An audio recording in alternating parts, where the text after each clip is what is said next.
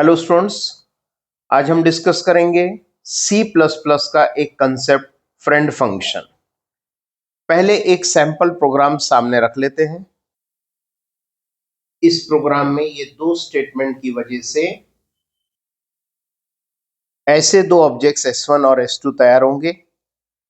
S1 object तैयार करके 7 और 5 लेकर कंस्ट्रक्टर में जाएगा, X और Y में रखेगा। इन स्टेटमेंट्स की वजह से A और B में उसे इनिशियलाइज कर देगा। मतलब एक S1 ऑब्जेक्ट बन गया, दो एलोकेशन में 7 5 आ गया।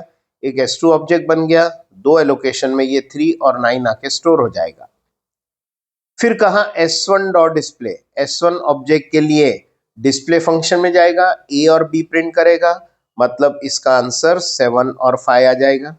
S2 डॉट डिस्प्ले की वजह से ऐसा ही 3 एंड 9 विल बी डिस्प्लेड। फिर कहा प्रिंट में जाओ, जाते हो S1 लेकर जाओ।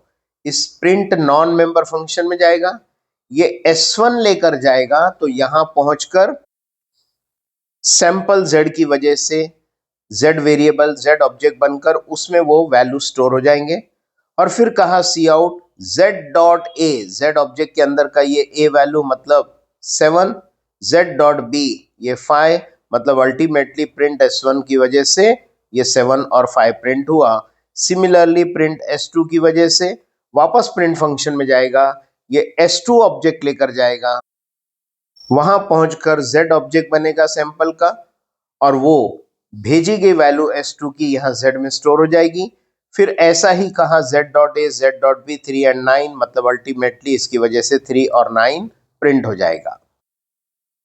ना इसमें डिफरेंशिएट करना है कि ये डिस्प्ले क्लास का मेंबर फंक्शन है, ये प्रिंट क्लास के बाहर है, मतलब नॉन मेंबर फंक्शन है। सो इससे फर्क क्या पड़ेगा? डिस्प्ले मेंबर फंक्शन है, मतलब वो क्लास का प्राइवेट डेटा एक्सेस कर सकता है। ये प्राइवेट डेटा ए और बी का नाम यहां से लिया जा सकता है, दिस इज ओके। लेकिन प्रिंट एक नॉन मेंबर फंक्शन है, क्लास के बाहर है, तो यहां से ए और बी को एक्सेस करना उसके लिए पॉसिबल नहीं है। बट अगर हम चाहते हैं कि इस प्रिंट फंक्शन को ये राइट्स देना है कि वो ए और बी मतलब ये प्राइवेट डेटा का नाम ले सके, तो उसके लिए इस प्रिंट फंक्शन को क्लास के अंदर फ्रेंड डिक्लेयर करना पड़ेगा। कैसे डिक्लेयर करना है? इस प्रिंट फंक्शन का फंक्शन डिक्लेरेशन और पीछे एक कीवर्ड फ्रेंड, इससे ये प्रिंट फंक्शन क्लास का फ्रेंड बन जाएगा, तब वो भी क्लास का प्राइवेट डेटा एक्सेस कर सकता है।